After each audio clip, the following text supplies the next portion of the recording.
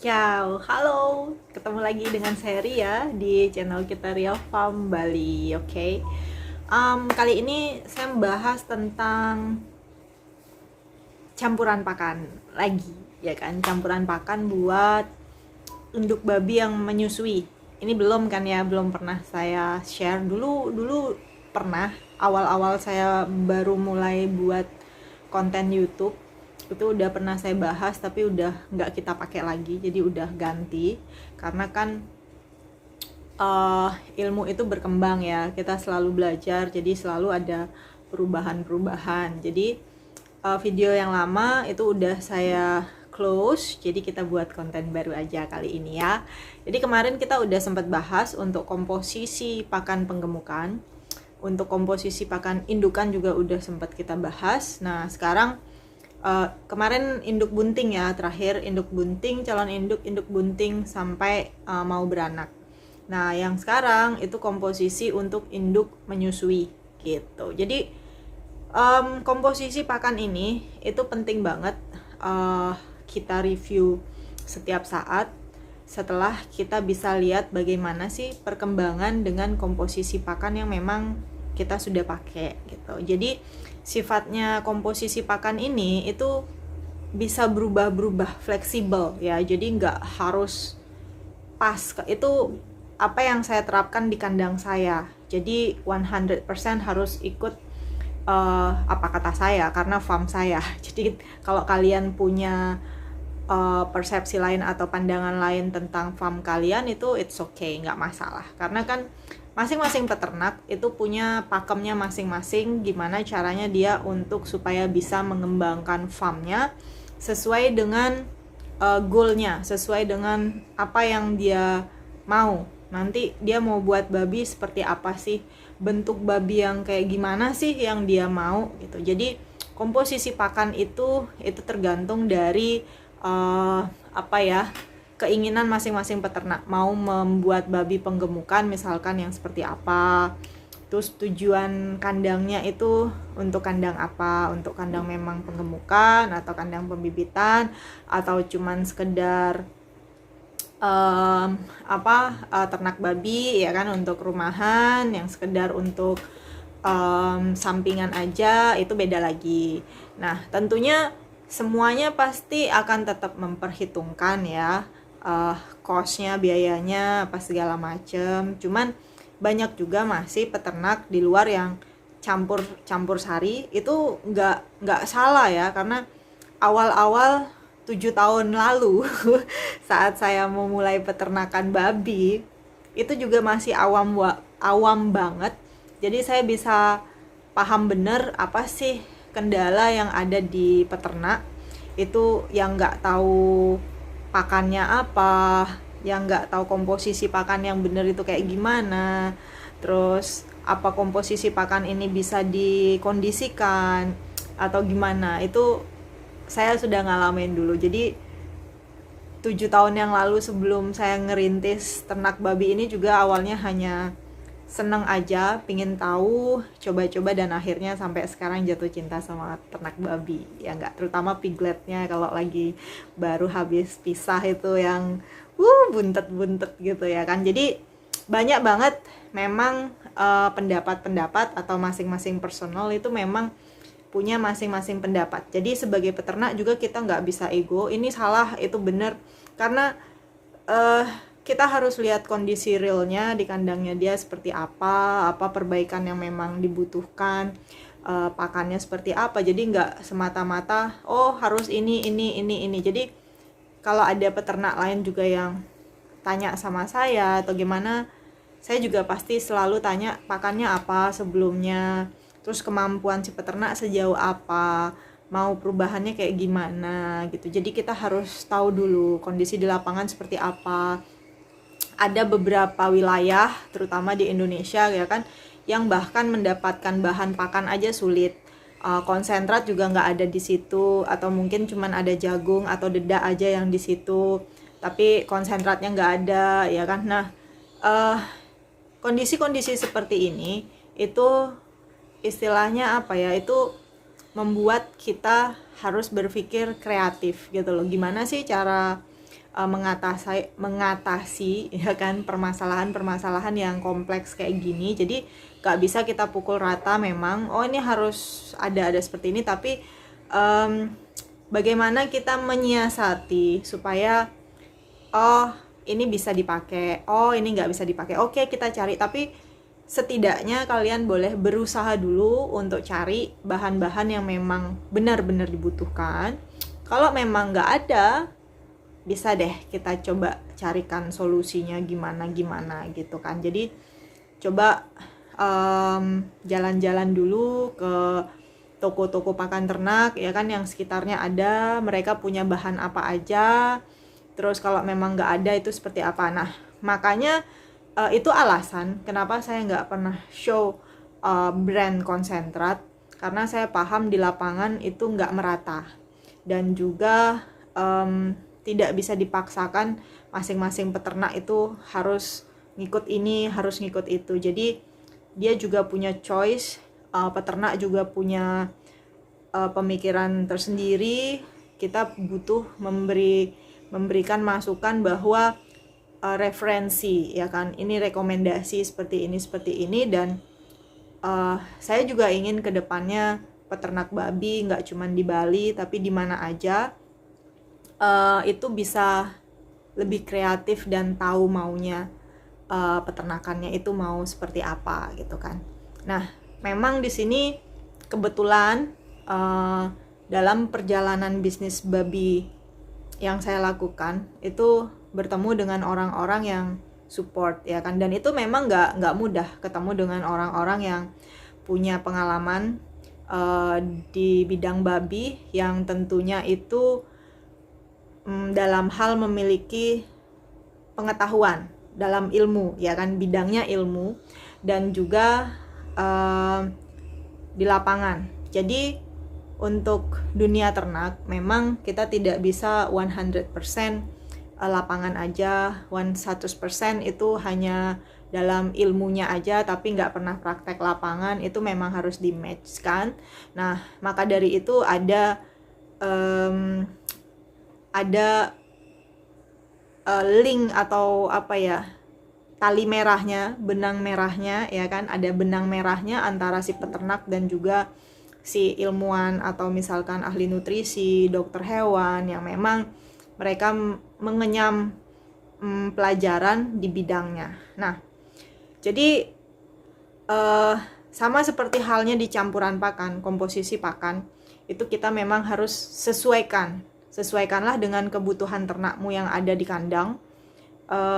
Jangan sampai istilahnya ternakmu memang kurang banget nutrisinya dan juga vitaminnya, atau jangan sampai berlebihan banget nutrisi dan vitaminnya sampai berlebihan, karena kalau kita berlebihan itu balik lagi ke faktor biaya ya kan. Kenapa sih kita mesti keluarkan biaya yang lebih sedangkan kalau yang ini aja udah cukup gitu.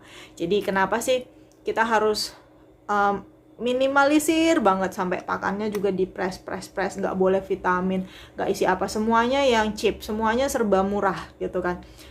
Nah setelah semuanya kita pakai yang serba murah, jadilah permasalahan-permasalahan yang berlanjut ya kan. Babinya gampang sakit, penyakit macam-macam keluar, infeksi lah segala macam, dan akhirnya kalian harus mengeluarkan biaya yang lebih besar. Misalkan babinya keguguran, anak babinya diare nggak berhenti, pertumbuhannya lambat gitu. Jadi itu memang harus menjadi salah satu pertimbangan faktor-faktor kalian sebelum menjadi peternak gitu. Dan memang kita menjadi peternak itu nggak cukup hanya berpatokan oke, buat kandang, setelah biaya kandang nanti biaya pakan, bibit atau babi, itu masih banyak banget kendala yang akan kalian hadapi di jalan di kandang ya kan. Jadi namanya juga perjalanan usaha, itu pasti ada naik turun, lubangnya lah apa segala macam, dan kesalahan itu adalah ilmu yang paling berharga.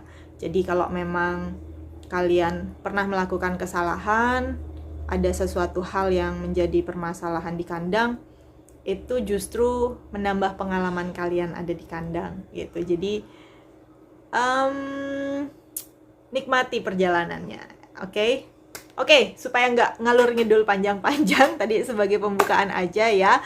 Oke, kali ini saya bahas tentang campuran pakan induk menyusui, ya kan, itu yang saya gunakan di kandang saya. Jadi itu udah apa ya, ini tidak dipaksakan untuk semua peternak harus ngikut sama-sama saya, tapi itu adalah yang saya pakai di kandang saya, dan juga memang tidak menimbulkan banyak masalah di kandang saya. Oke, jadi kalau kalian mau ngikut itu monggo, dengan senang hati saya bisa berbagi. Kalau nggak mau ngikut juga it's okay, nggak apa-apa, tidak ada faktor pemaksaan, ya kan. Jadi nggak boleh tersinggung ya kan. Jadi yang mau ngikut boleh silahkan, yang nggak mau ngikut it's okay, karena kita semua peternak babi, semua pasti menginginkan hasil yang terbaik untuk kandangnya masing-masing, ya nggak sih? Oke, saya akan menjelaskan lewat videonya yang sempat saya ambil, ya kan. Nanti saya akan tulis komposisinya di situ, takarannya apa aja, and kalian bisa apa ya, istilahnya bisa atur komposisinya juga sendiri, nggak harus sama dengan komposisi saya. Tapi poinnya, untuk pakan indukan, terutama indukan menyusui, itu jagungnya nggak boleh sedikit, karena namanya juga indukan menyusui, dia memerlukan nutrisi yang lebih ya. Jadi supaya anak-anaknya, piglet yang dia miliki itu, karena kan induk menyusui adalah pabrik dari air susu yang dikonsumsi oleh si piglet, anak babi. Jadi kita nggak boleh, kalau gampangnya gini, kalau pabrik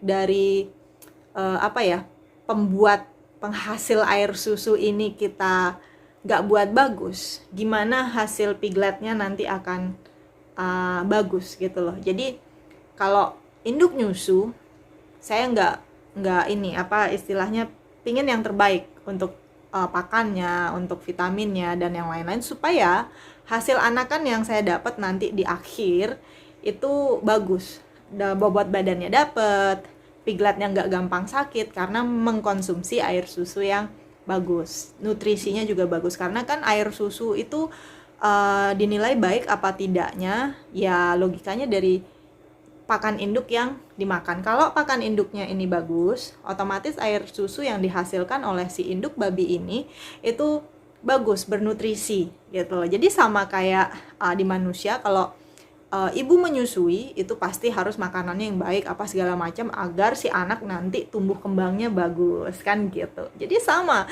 apalagi dalam ternak babi ya kan, induk babi anaknya bisa 10, 8, 9, bayangkan aja kalau sekarang si induk babi ini dikasih makan tidak mencukupi atau pakannya kurang banget, minim banget ya, alhasil si induk akan kurus banget gitu loh, kayak babi perah gitu aja kan, dipaksa untuk produksi air susu sedangkan asupan nutrisinya nggak cukup gitu. Oke. Dan di sini untuk dipakan saya memang tetap memberikan topping premix. Jadi kita bilangnya itu topping premix. Kenapa? Karena buat saya pemberian konsentrat aja itu nggak cukup gitu loh, karena masih ada beberapa hal yang memang kurang, seperti mineralnya, kadang ada tambahan multivitaminnya, terutama vitamin A, D, E, B kompleks ya kan, dan juga nanti enzimnya. Jadi terus ada juga kalsiumnya, karena kalau untuk induk itu mineral dan kalsium juga memang harus yang cukup, vitaminnya juga harus cukup. Nah itu bahan asam aminonya juga harus ada sedikit. Nah itu bahan-bahan yang memang harus kita pikirkan gitu loh. Jadi saya menggunakan penambahan premix dengan formulanya yang seperti itu tadi, tentunya dengan bahan-bahan yang aman, yang memang ada Depkesnya ya kan, yang memang diperbolehkan untuk dari Dinas Kesehatan. Dan tentunya dalam pembuatan premix ini saya juga didampingi oleh ahli nutrisi, division nutrition ya kan, dan juga ada dokter hewannya juga. Jadi kita diskusi di situ bahan-bahan apa aja yang memang kita bisa tambahkan, ditopingkan di situ untuk memaksimalkan produksi air susu dari induk babi ini dan juga untuk supaya menjaga bobot badan dari si induk babi ini tetap ideal, ya kan, anaknya juga bagus dan menghasilkan babi-babi yang maksimal gitu. Jadi itulah salah satu tujuan dari premix, yaitu memaksimalkan kerja dari pakan-pakan yang bahan-bahan pakan, material-material pakan yang kita gunakan.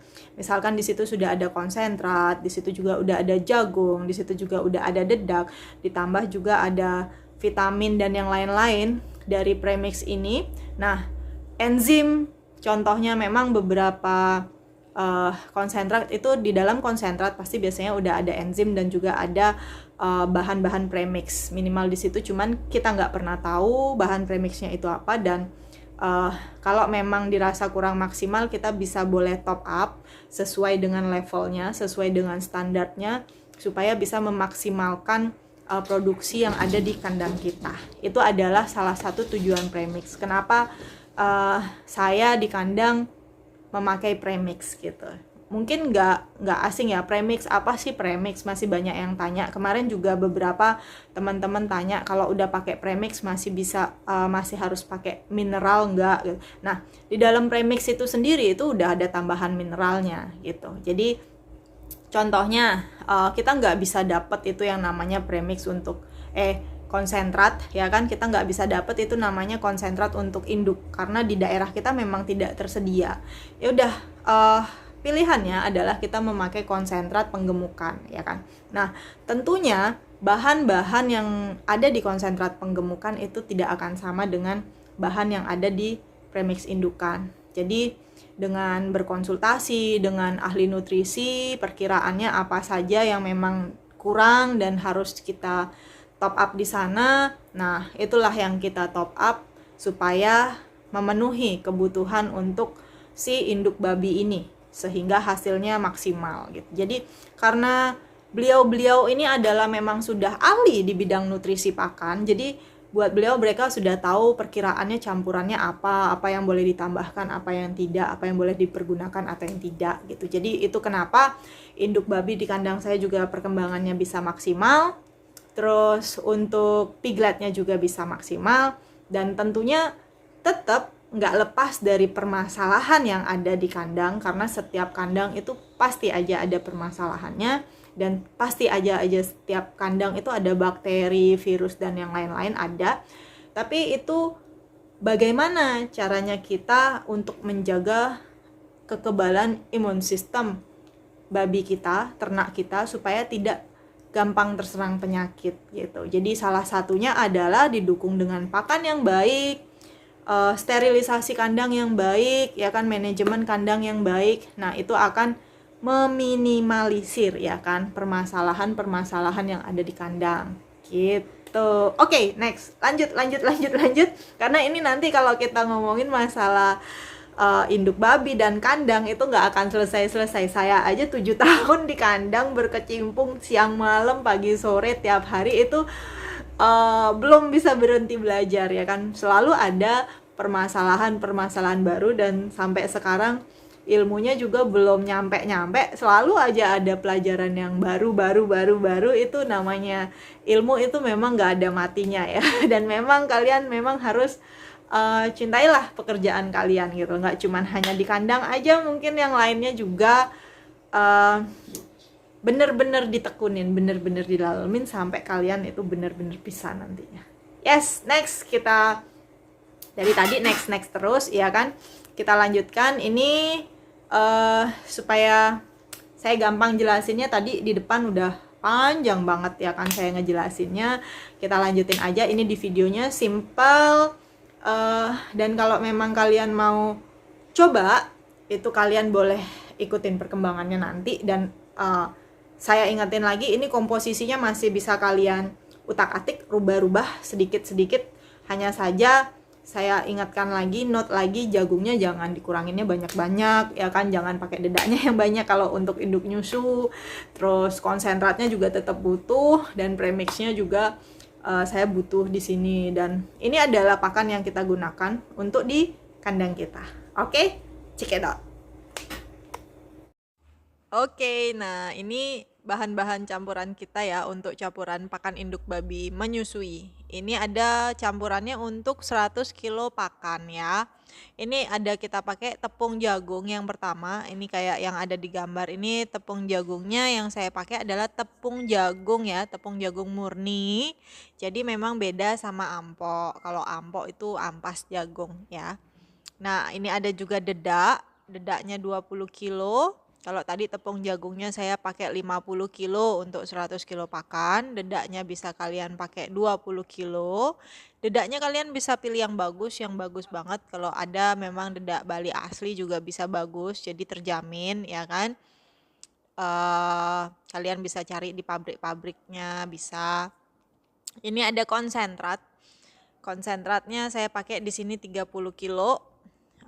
Untuk konsentrat itu bentuknya mash kayak begini ya. Jadi untuk konsentrat itu biasanya serbuk. Nah, ini ada saya lampirkan contoh tulisannya yang saya pakai di sini adalah konsentrat induk babi untuk yang menyusui. Kalau kalian nggak dapet yang konsentrat untuk induk babi, kalian bisa pakai konsentrat penggemukan, it's okay, nggak apa-apa. Perlu diingat konsentrat itu bentuknya tepung seperti ini, mash. Jadi di karungnya juga akan isi tulisan konsentrat induk babi atau konsentrat babi penggemukan. Jadi tidak berbentuk pelet ya. Kalau berbentuk pelet itu namanya pakan komplit. Nah, ini saya pakai topping premix induk menyusui. Jadi saya selain bahan-bahan tadi, saya masih pakai topping premix supaya hasilnya lebih maksimal ya. Jadi ini contoh pada saat saya mencampur pakan untuk kandang saya, ternak saya untuk pakan induk menyusui. Nah, tadi itu ada jagung yang pertama kali dituang, terus ini selanjutnya ada konsentrat, dedak dan juga premix bahan-bahannya yang udah ditaruh. Nah, ini selanjutnya dituang lagi. Ini di mix jadi satu. Karena saya pakai mixer mini kayak begini kurang lebih 5 sampai 10 menit. 5 menit udah rata biasanya, ini tercampur. Jadi ini adalah contoh komposisi pakan yang saya pakai di kandang Ria Farm. Jadi salah satu fungsi premix induk menyusui yang saya pakai ini juga adalah untuk memaksimalkan dari bahan-bahan pakan yang kita pakai dan juga untuk topping di kalau induk menyusui itu kan butuh butuh nutrisinya itu lebih karena dia harus memproduksi air susu yang bagus. Nah, jadi di situ di premix itu ada kandungan mineral, ada kandungan kalsium, ada kandungan enzimnya juga, ada toksin bindernya juga. Jadi vitamin komplitnya untuk mendukung performa si induk pada saat menyusui. Jadi kita harus pastikan bahwa makanan yang kita berikan itu cukup nutrisinya, yaitu dari protein, energi dan yang lain-lain. Jadi pada saat proses menyusui itu air susunya yang diproduksi bagus gitu. Nah, ini ada contohnya seperti induk saya yang lagi menyusui itu di kandang. Jadi karena pakannya itu memadai ya kan bagus, jadi piglet yang dihasilkan pun juga bagus karena air susu yang diproduksi itu baik karena kan induk babi di sini adalah sumber produksi air susu yang sebagai sumber makanan dari si anak babi ini. Jadi pastikan air susunya baik, maka pasti akan tidak banyak masalah yang terjadi pada anak babi gitu. Oke, itu aja ya pembahasan kita kali ini. Untuk komposisinya udah cukup jelas. Di awal juga beberapa udah banyak banget. Ada penjelasan-penjelasan beberapa topik yang saya bahas sedikit. Sampai ketemu lagi di bahasan kita selanjutnya. Thank you banget udah tonton channelnya Ria Farm. Jangan lupa subscribe and di like jika berguna buat kalian, and thank you, sampai jumpa, salam peternak dari Bali, bye bye.